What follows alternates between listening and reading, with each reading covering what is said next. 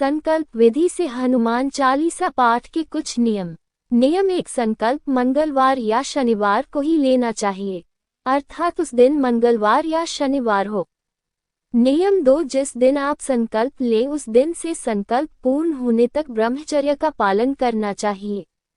नियम 3, पाठ करते समय हनुमान जी की प्रतिमा सामने अवश्य होनी चाहिए। नियम 4, हनुमान चालीसा का पाठ करने के लिए लाल वस्त्र धारण करने चाहिए और लाल आसन पर बैठकर पाठ करना चाहिए। नियम 5, हनुमान जी की प्रतिमा के सामने कलश अवश्य स्थापित करें और कलश में एक सिक्का और एक सुपारी अवश्य डालना चाहिए। नियम 6, आप संकल्प अगर किसी रोग मुक्ति के लिए कर रहे हैं तो तिल के तेल का दीपक, नहीं तो घी का दीपक जलाना चाहिए। नियम 7, हनुमान जी को लाल रंग अत्यधिक पसंद है, इसलिए उनको लाल वस्त्र और लाल पुष्प अर्पित करना चाहिए। नियम 8, हनुमान चालीसा पाठ के पहले 108 बार राम नाम का जाप अवश्य करना चाहिए।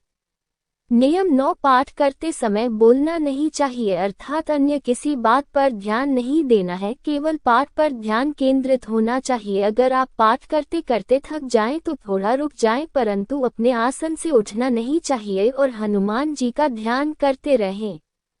नियम 10, हनुमान चालीसा का पाठ कभी खाना खाकर नहीं करना चाहिए। कोशिश करें कि पाठ ब्रह्म मुहूर्त में ही पूर्ण कर लें।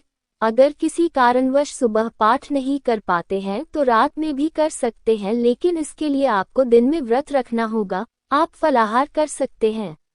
कुछ महत्वपूर्ण बातें। 1, आपको हनुमान चालीसा का पाठ उतने समय में ही पूर्ण करना चाहिए जिस समय तक का आपने संकल्प लिया हो। 2, हनुमान जी को बनारसी पान और जनेऊ अवश्य चढ़ाएं। 3, संकल्प करने के लिए हाथ में जल और अक्षत ध्यान रखें खंडित न हो। फूल और सिक्का हाथ में रखकर आप अपना परिचय हनुमान जी को दें।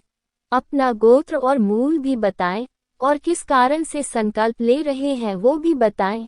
इसके बाद हाथ में रखी सामग्री हनुमान जी की प्रतिमा के सामने रख दें और संकल्प पूर्ण होने पर सिक्के को मंदिर में या किसी ब्राह्मण को दान दे दें। उपरोक्त विधि से हनुमान चालीसा का पाठ करने पर आपका कार्य अवश्य सिद्ध होगा।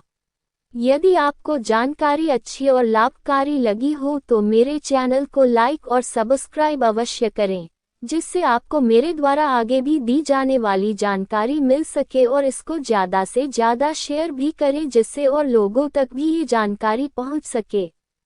धन्यवाद दोस्तों, मिलते हैं अगले वीडियो में।